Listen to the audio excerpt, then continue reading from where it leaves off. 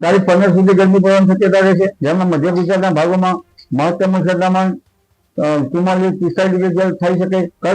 કર્ક ઋતુ પરના ભાગોમાં આકરી ગરમી પડવાની શક્યતા રહેશે। આ ઉપરાંત બનાસકાંઠા, પાટડી, દસાડા, પાલનપુર, ડીસા, આશેરામાં આકરી ગરમી પડશે। મહત્તમ તાપમાન 42 ડિગ્રી સેલ્સિયસ તો ક્યાંક 40 થી 43 ડિગ્રી સેલ્સિયસ પણ થઈ શકવાની શક્યતા રહે। રાજકોટના ભાગોમાં મહત્તમ તાપમાન લગભગ 42 તો 43 ડિગ્રી સેલ્સિયસ થઈ જવાની શક્યતા રહે। એટલે આકરી ગરમીથી જનધનને સાવચેત રહેવું, પશુઓએ સાવચેત રાખવાની જરૂર રહેશે। આખો વિડીયો જોતા પહેલા હજુ પણ અમારી ચેનલને સબસ્ક્રાઇબ નથી કરી તો યુટ્યુબ પર સબસ્ક્રાઇબ કરો અને ફેસબુક અને ઇન્સ્ટાગ્રામ પર ફોલો કરો।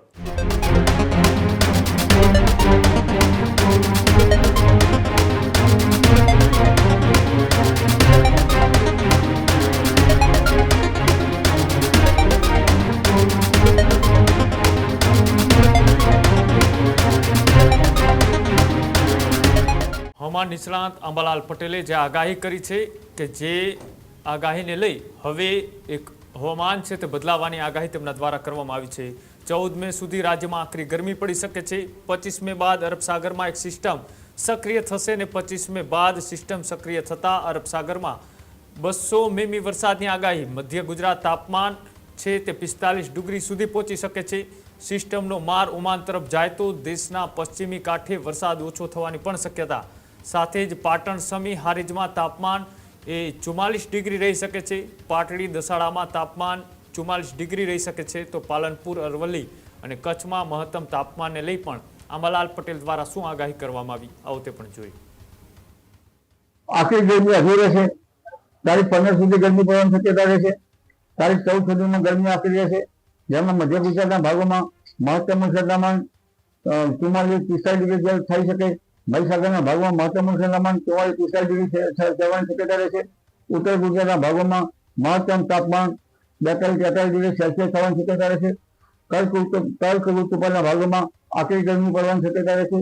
કચ્છ ભાગમાં મહત્તમ તાપમાન 44-45 ડિગ્રી સેલ્સિયસ થવાની શક્યતા રહેશે।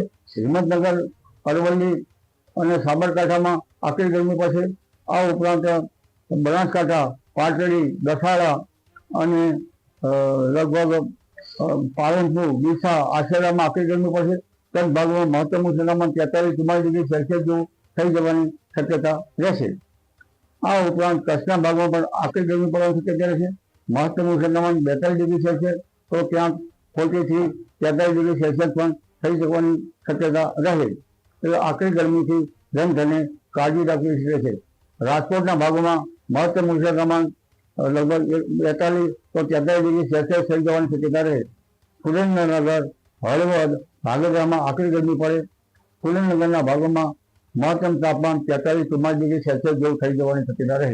અમરેલીના ભાગોમાં પણ આકરી ગરમી પડે અને અમરેલીના ભાગોમાં મહત્તમ તાપમાન 41 ડિગ્રી સેલ્સિયસ આસપાસ થવાની શક્યતા રહે। આ ઉપરાંત જૂનાગઢના ભાગોમાં પણ મહત્તમ તાપમાન લગભગ 41-42 તો 25-43 ડિગ્રી સુધી થઈ જવાની શક્યતા રહે। આ ઉપરાંત સુરતના ભાગોમાં પણ મહત્તમ તાપમાન 41-41 ડિગ્રી સેલ્સિયસ જેવું થવાની શક્યતા રહે। વલસાડના ભાગોમાં મહત્તમ તાપમાન 38-39 ડિગ્રી સેલ્સિયસ જેવું થવાની શક્યતા રહે। એટલે આકરી ગરમીથી જનધનને સાવચેત રહેવું, પશુઓએ સાવચેત રાખવાની જરૂર રહેશે। 18 થી 23માં પ્રી મોન્સૂન એક્ટિવિટીનો વરસાદ થવાની શક્યતા રહેશે। કેટલાક ભાગમાં ગાજવીજ સાથે વરસાદ થવાની શક્યતા રહેશે। હમણાં દેશના ઉત્તરીય પર્વતીય પ્રદેશમાં હવામાન ખુશનુમા રહેવાની શક્યતા રહેશે, જોકે ટોચના ભાગમાં હવાનું ધ્યાન રાખવું રહેશે। આ ઉપરાંત બંગાળ ઉપસાગર પણ તારીખ 10મી મેથી સક્રિય રહેશે અને 17-18 મે વચ્ચે ચક્રવાત થવાની શક્યતા રહી શકે। આંદામાન નિકોબાર ટાપુ પર તારીખ 18 થી 20માં વરસાદ થવાની શક્યતા રહે અને તારીખ 23 સુધીમાં આંદામાન નિકોબાર ટાપુમાં ભારે વરસાદ થવાની શક્યતા રહે। આ ઉપરાંત અરબ સાગરમાં પણ 25 મેથી હલચલ મચે અને ત્યાં 200 mm જેવો વરસાદ થવાની શક્યતા રહી શકે। દક્ષિણના ભાગોમાં કદાચ ત્યાંની અસર ઓમાન તરફ રહી શકે, ત્યારે ત્યાં ડિપ્રેશન કે ડીપ ડિપ્રેશન થવાની પણ શક્યતા રહે। ત્યારે જ ન્યૂઝરૂમ ગુજરાતની યુટ્યુબ ચેનલને સબસ્ક્રાઇબ કરો અને ઇન્સ્ટાગ્રામ અને ફેસબુક પર ફોલો કરો। અપડેટ રહો, સત્યની સાથે રહો।